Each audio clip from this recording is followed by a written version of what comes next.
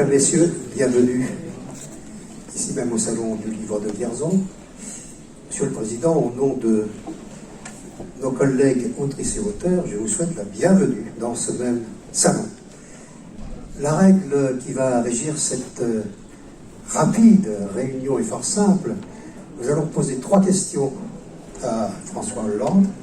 Le public, de son côté, pourra poser 3 questions également. Et puis ensuite, nous nous retrouverons dans les travaux du salon.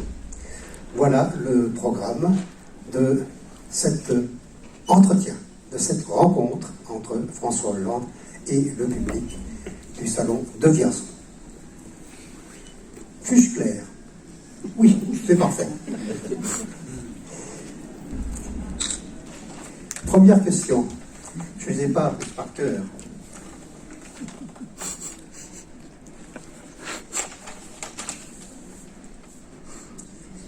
Selon notre confrère Daniel Pénac, l'écriture est une nécessité. Avec bouleversement, à quelle nécessité pensiez-vous répondre? Bon, d'abord, merci pour votre invitation. Je n'étais pas revenu à Vierzon depuis quelques mois, ça me manquait. J'étais la dernière fois venu faire une leçon, si je puis dire, à des élèves du lycée pour exposer ce qu'est la République, l'État, la laïcité, parce que ce sont des valeurs très importantes pour que les élèves, eux-mêmes futurs citoyens, puissent s'en imprégner. Aujourd'hui, je viens grâce à vous à ce salon du livre, qui est presque aussi important que celui de Brive, donc c'est vous dire si vous êtes sur le bon niveau. Et je viens en tant qu'auteur, même si l'auteur a présidé la République il y a maintenant quelques années.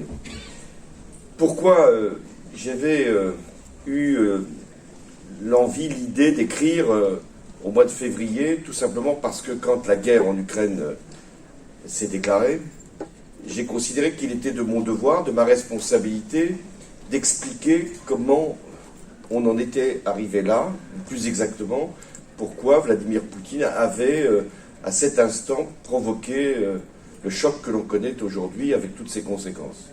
Est-ce que c'était un coup de folie qui s'était emparé de lui? Est-ce que c'était en réalité une réponse qu'il voulait faire à une menace qui le concernait?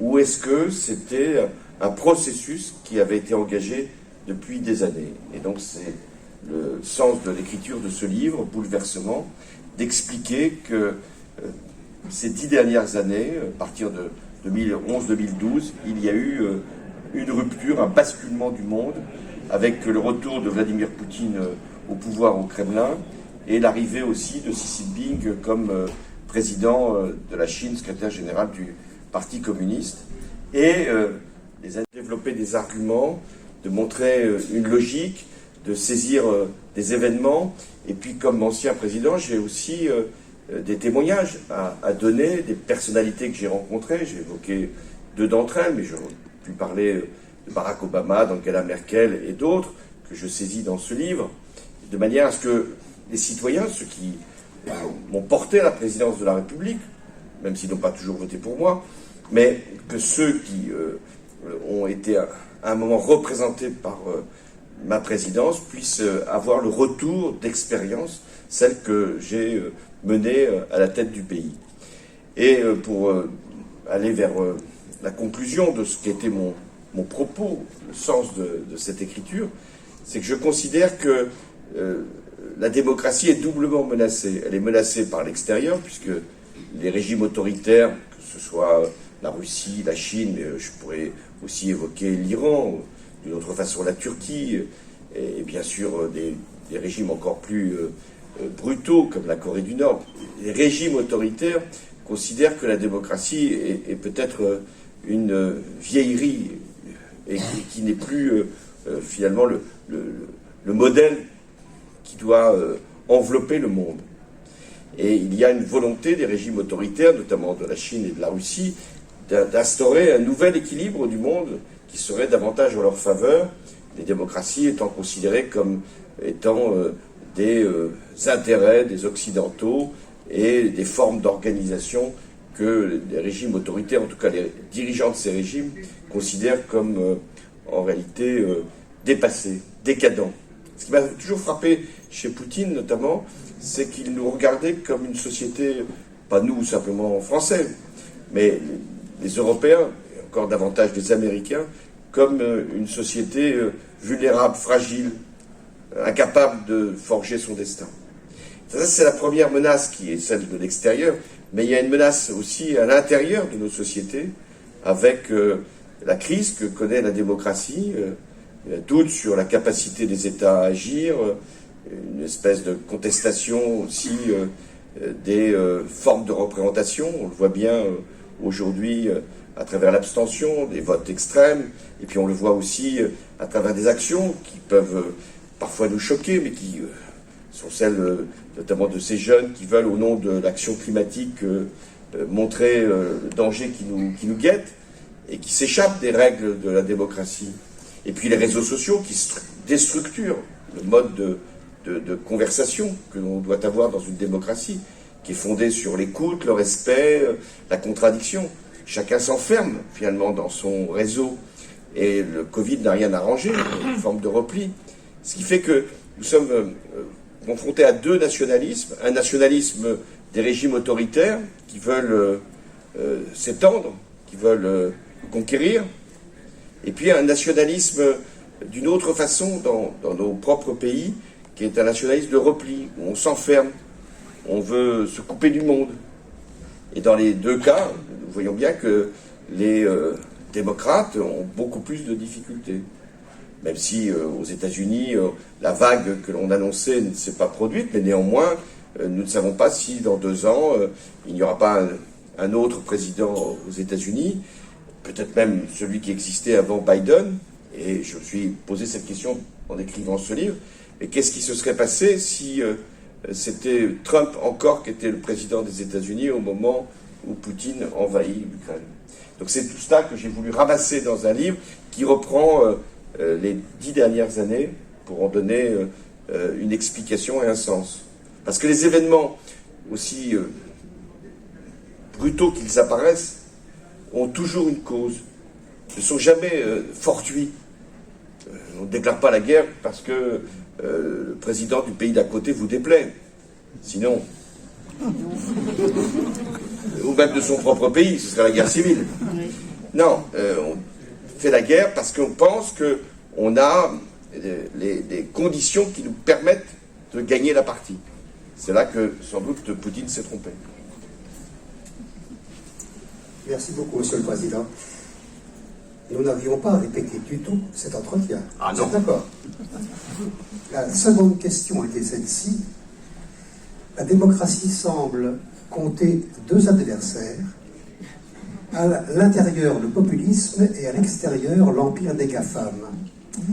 Quel remède préconisiez-vous? Vous voyez, vous avez répondu à cette seconde question. Nous n'avions pas répété. Je pose tout de suite la troisième. Non, on peut s'arrêter sur la deuxième parce que... Elle est intéressante, non? Oui. Ah ben allons-y. Non, parce que vous y avez ajouté une autre dimension, celle des GAFAM. Oui.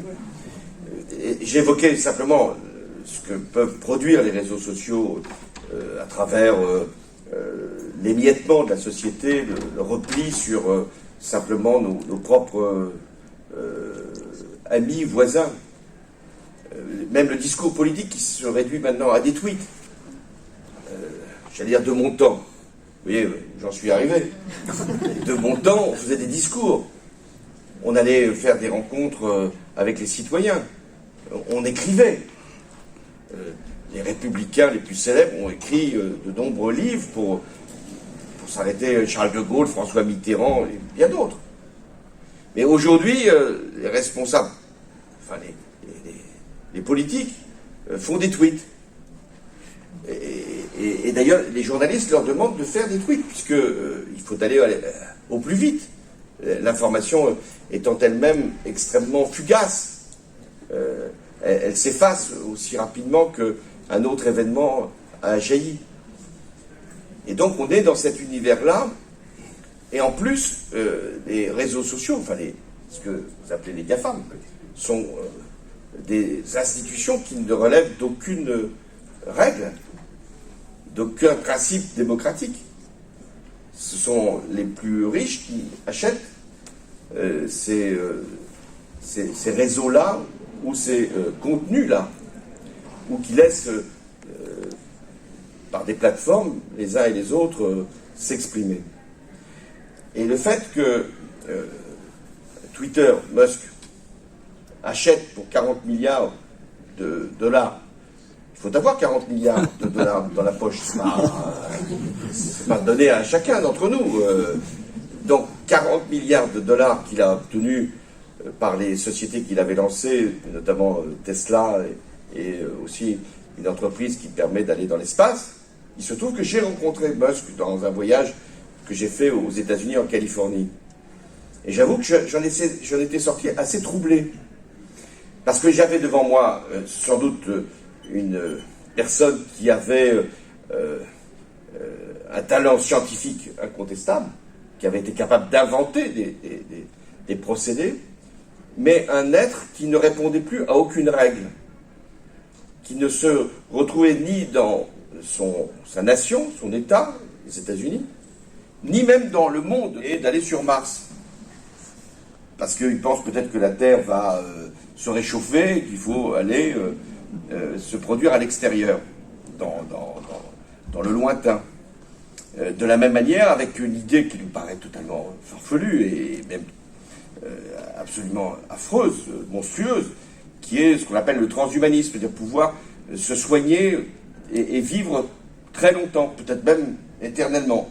Je ne crois pas que ce soit possible. Hein. Je veux vous mettre en garde, même avec 40 milliards, vous ne pouvez pas aller vers l'éternité. Mais il se trouve que c'est un être qui ne relève d'aucune règle, et qu'on appelle aux États-Unis des libertariens, c'est-à-dire qu'ils veulent, c'est pas simplement des libéraux, ils ne veulent pas simplement gagner de l'argent, ils veulent finalement organiser le monde à leur façon, ou même ignorer le monde, tout en se servant, bien sûr, de l'humanité, mais qui ont au cœur projet pour l'humanité. Et alors là, il achète pour 40 milliards Twitter. Je ne parle même pas des conditions sociales dans lesquelles l'achat se fait, où il licencie ceux qui y travaillaient, mais c'est lui qui va finalement dire qui peut intervenir ou qui ne peut pas intervenir sur Twitter. Sa première décision, d'ailleurs, a été de dire que Donald Trump pourrait, bien sûr, être invité sur Twitter. Donc, effectivement, ça menace la démocratie, puisque la démocratie, c'est une autorité publique, légitime, élue au suffrage universel, qui est capable d'instaurer des règles et de dire ce qui est possible, ce qui est interdit. Et dès lors qu'on va avoir ce contrôle des plateformes par des puissances qui ne relèvent d'aucune autorité, eh bien nous avons tous les risques que la démocratie soit entravée. Si on m'avait dit dans ma vie de jeune homme qu'un jour un président des États-Unis battu contesterait le verdict et qu'il y aurait des individus qui iraient jusqu'au Capitole pour peut-être tuer ceux qui avaient approuvé le résultat de l'élection, je n'y aurais pas cru. J'aurais cru qu'on était dans un livre de science-fiction. Eh bien, c'est néanmoins ce qui s'est produit. Et ce qui peut se produire ailleurs qu'aux États-Unis. Donc l'engagement qui doit être le nôtre, au-delà de nos sensibilités politiques, c'est qu'est-ce qu'on fait pour préserver, mais surtout élargir la démocratie, la protéger, la démocratie. Faire qu'elle puisse vivre et qu'on puisse transmettre à une nouvelle génération l'esprit de la démocratie. Et pas de se dire, comme on l'entend quelquefois, de toute façon, il n'y a plus rien à faire, les multinationales sont trop puissantes, les GAFAM nous envahissent, les échanges détruisent la valeur humaine. Donc pourquoi voter? Pourquoi se mobiliser? C'est de cela aussi dont il faut s'emparer pour que nous puissions être conscients que comme citoyens, nous devons véritablement défendre la démocratie. D'autant que la démocratie, je termine là sur cette deuxième question, d'autant que la démocratie, elle a montré qu'elle avait des capacités bien supérieures au régime autoritaire. On va prendre juste l'exemple du Covid. Les régimes autoritaires ont, comme c'est leur règle, confiné l'essentiel de la population. Nous aussi, vous allez me dire, mais S'il était sûr que son vaccin était imbattable, qui terrassait le virus, il prendrait une toute petite table. Ou il embrasserait sur la bouche, comme autrefois dans le système soviétique. Ben non. Quand il reçoit son gouvernement, c'est pareil. C'est pas parce qu'il pense qu'on voudrait empoisonner nous, mais parce que, voilà, dans les régimes autoritaires, même pour lutter contre le virus, c'est pas si facile quand on ne fait pas confiance aux citoyens, quand on ne les informe pas de la réalité. Je vais prendre un deuxième exemple, qui est la guerre précisément. Poutine était convaincu, parce qu'il n'avait sûrement pas toutes les informations, que son armée allait écraser les Ukrainiens. Parce qu'il disposait de plus de chars, de plus de missiles, de plus de pièces d'artillerie, etc. Et il n'avait pas compris que un peuple, quand il se sent menacé dans son essence même, dans son intégrité, est capable de résister bien plus qu'un peuple à qui on oblige d'aller faire la guerre là où il ne veut pas aller. Les mobilisations en Russie ne connaissent pas un succès considérable, c'est le moins qu'on puisse dire.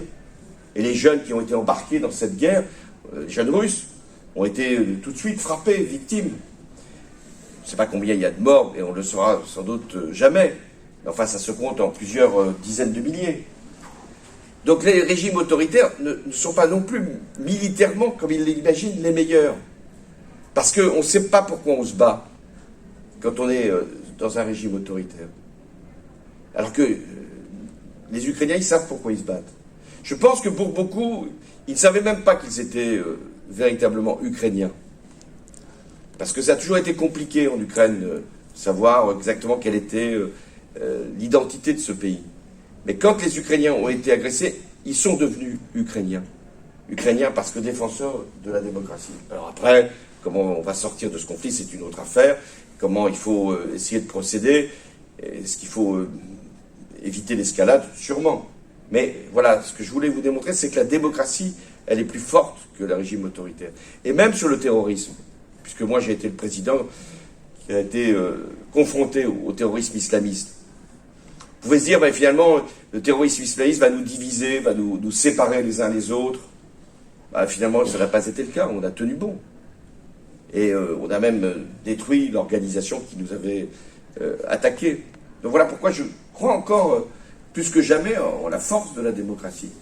C'est toujours elle qui gagne à la fin, mais faut-il encore, pour qu'elle gagne, qu'il y ait encore des démocrates. Merci. Troisième question. Entre 1870, on va se projeter un petit peu dans le temps, hein, et 1940, la presse a tenu un rôle primordial. Vivant sous la Troisième République,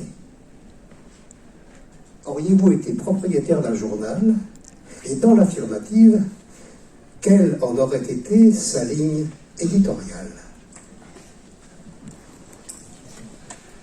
Alors, je ne suis pas propriétaire, même pas d'un réseau social, donc je suis extrêmement modeste. Mais oui, sûrement que sous la Troisième République, c'est toute cette période entre 1870 et 1940, les grandes formations politiques avaient leur journal.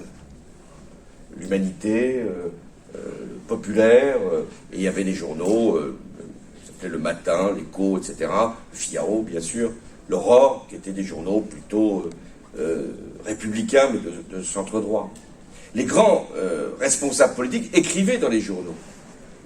Jean Jaurès est mort, assassiné, il venait de terminer son éditorial pour essayer d'empêcher la guerre. Léon Blum avait fait des articles pratiquement chaque jour, et ça a donné lieu à des publications qui sont restées dans les mémoires. Et aujourd'hui, je vous l'ai dit, les journaux qui résistent, sont plus des journaux de parti, et tant mieux, mais il y a un déclin de la presse papier. Il y a encore la presse régionale qui tient encore. Et toute la presse, ce qui est un autre problème, est détenue par des pouvoirs d'argent. Ça ne veut pas dire que ces grandes entreprises qui possèdent ces journaux, les contrôles, dictent aux journalistes ce qu'il faut penser et écrire, mais il n'empêche que ça leur donne une certaine fragilité. Donc je pense que c'est très important que nous puissions avoir encore des échanges par des articles, par des textes. Et ça, c'est le rôle, normalement, des partis politiques. Mais existe-t-il encore des partis politiques en France? C'est bien là le problème. Je vous parlais de la démocratie. La démocratie, pour qu'elle puisse vivre, il faut qu'il y ait des partis politiques. Organisés, structurés, incarnés. Je dirais la même chose pour la démocratie sociale. Il faut qu'il y ait des syndicats et des organisations professionnelles. Et on voit bien que ces dernières années, il y a eu un effondrement des partis politiques sans qu'ils aient été remplacés par d'autres. Et donc la parole, aujourd'hui, qui est celle qui doit normalement éclairer, elle est dispersée, elle est effacée, et beaucoup de citoyens ne savent plus comment se repérer. Il ne s'agissait pas de penser qu'il y avait des responsables politiques qui dictaient les pensées que chacun devait avoir, mais on se référait quand même à des personnalités qui nous expliquaient ce qu'était le monde et ce que devaient être les choix. Aujourd'hui, c'est beaucoup plus difficile. Ce qui explique aussi, sans doute, l'abstention que nous avons connue ces derniers temps et le fait que je mesure chaque fois que je me déplace, encore aujourd'hui, qu'une partie de l'opinion est assez désemparée, se disant mais on n'est pas forcément content, mais comment exprimer ce que l'on veut quand plus personne nous dit exactement ce qu'il propose pour l'avenir du pays. Donc voilà ce qui est en cause, c'est pour qu'il y ait une démocratie, il faut qu'il y ait des forces vives qui l'animent, et c'est très important peut-être on change les méthodes qu'avaient les partis politiques. Je pense que les grands meetings, les adhésions telles qu'elles pouvaient exister autrefois ont perdu de leur caractère moderne, en tout cas praticable pour les citoyens, mais on a envie d'avoir une compréhension du monde. C'est pour ça que j'écris aussi, pour donner ma propre lecture du monde. C'est ça la politique. On explique comment le monde va, généralement pas bien, comment l'Europe peut évoluer, parce que là, elle doit évoluer si on veut que nous puissions nous défendre et surtout préparer des changements, notamment de modèle énergétique, et lutter contre le réchauffement climatique, et puis ce qu'on veut faire pour notre pays. Sinon, on va avoir la poussée des extrêmes. Vous disiez le progrès du populisme partout. On le voit, c'est une vague qui n'est pas propre à la France. On l'a vu en Europe, dans des pays comme la Suède. Jusque-là, qui aurait pu penser que la Suède pourrait avoir un parti néo-nazi qui fasse plus de 25% des voix? Qui aurait pu penser que la première ministre italienne, même si c'était dans sa jeunesse, pensait que Mussolini était un grand homme pour l'Italie? Qui aurait pu penser? Au Brésil, un président quand même qui était un peu bizarre a fait quand même 49% des voix. Donc, et je pourrais continuer. Dans beaucoup de pays, on sent cette poussée qui est un populisme qui n'est pas forcément un rejet de l'autre, mais qui est une peur que l'on exprime et une volonté de se replier. Quand ça va mal, quand on ne comprend plus, quand on n'a plus de repères, quand on n'a plus de guide, ben on se replie. On s'enferme. Et c'est ce qui s'est produit ces dernières années. C'est pour ça qu'il faut essayer d'ouvrir en ce moment, d'ouvrir les esprits. Et c'est le but des livres que d'ouvrir les esprits. J'espère. Tout à fait. Bonjour Monsieur le Président, j'aimerais beaucoup travailler au Conseil d'État. Pouvez-vous me donner des écoles et pouvez-vous me donner des conseils pour travailler dans le milieu de la politique? Un vaste programme.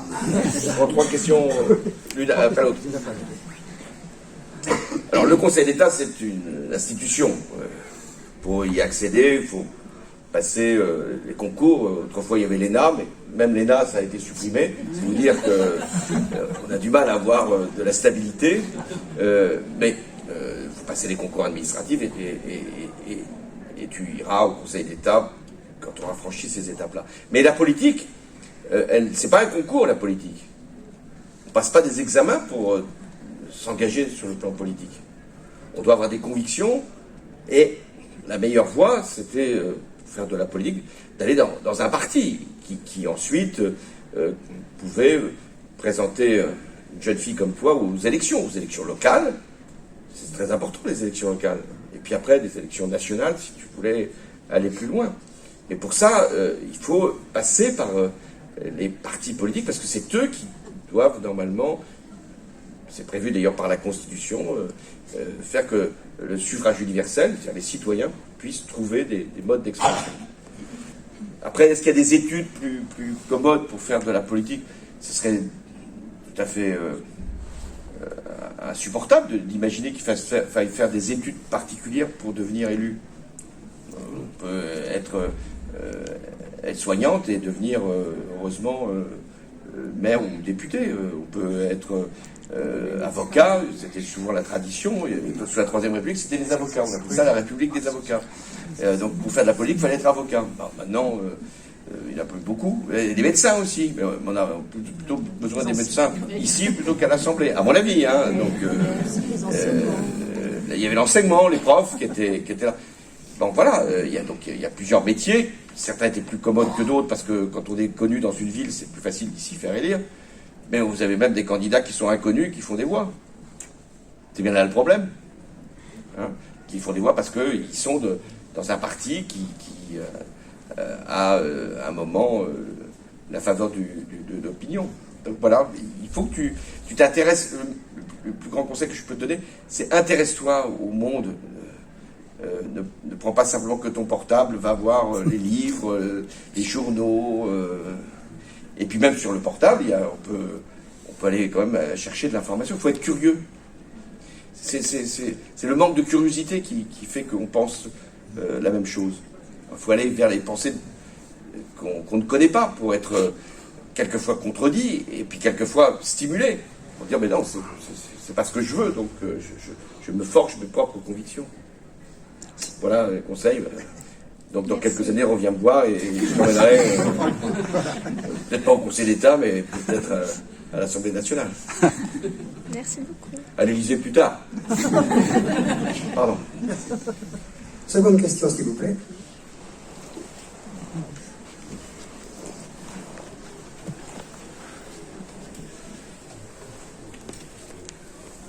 Bonjour. Eu égard à ce que vous avez dit par rapport à la crise des partis politiques et peut-être aussi à la représentativité au niveau de l'Assemblée nationale, est-ce que vous pensez que passer à la 6e République serait une solution ou sous quelle forme?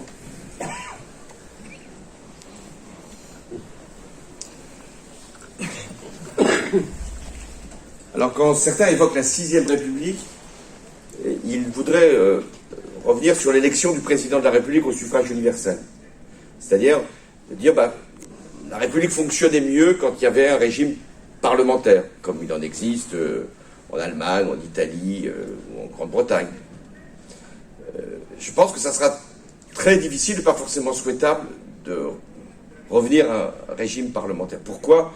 Parce que s'il y a encore une élection qui intéresse les citoyens, c'est quand même le choix de leur président. Aujourd'hui, ils n'ont pas vraiment le choix, c'est bien ça le problème.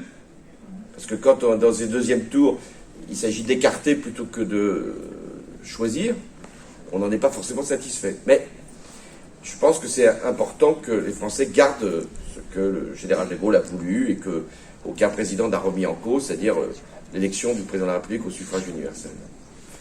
Ensuite, nous avons un Parlement qui finalement ne joue pas son rôle. Quand il y a une majorité pleine, puisque à ce moment-là, les députés sont généralement disciplinés et votent sans mot dire. Ça n'a pas été le cas quand j'étais président, mais c'était plutôt ce qui s'est passé depuis.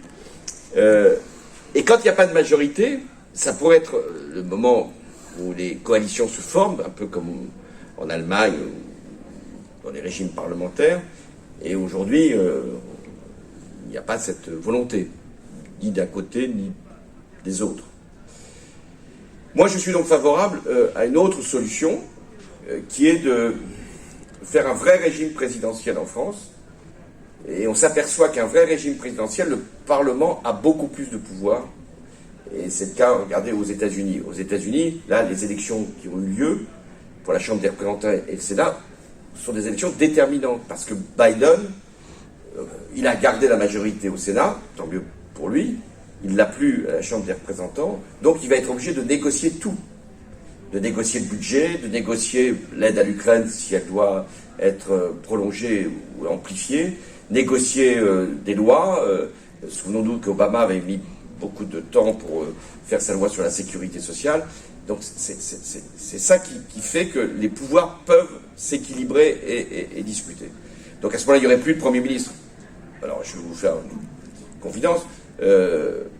Ça devient de plus en plus difficile dans un mandat de 5 ans d'avoir un Premier ministre. Parce qu'on se demande à un moment à quoi il sert. Parce que c'est le président qui porte la responsabilité principale. On est content ou on n'est pas content, on va voir le président. Le Premier ministre paraît être un personnage sans doute significatif, mais pas déterminant. Et deuxièmement, ça fait quand même un étage de plus.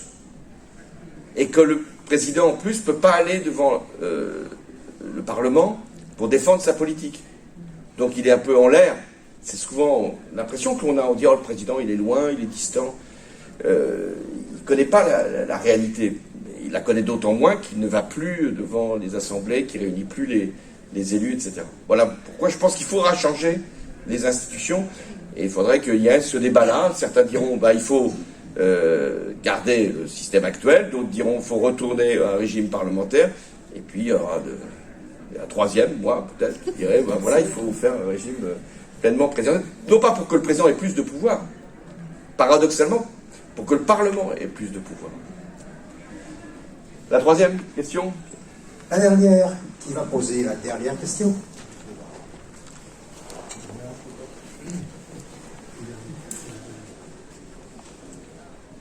La question était très claire, on l'a très bien entendue en tout cas. Et je pense que vous avez raison, ça devrait être systématique pour les livres dont on sait qu'ils ont un tirage important. Pour d'autres, ce serait trop coûteux. Mais moi, je suis tout à fait prêt même à faire la lecture.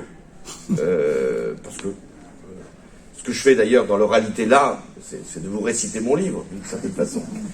Mais je pense que ça peut être tout à fait possible et je vais immédiatement demander à l'éditeur de financer cet enregistrement.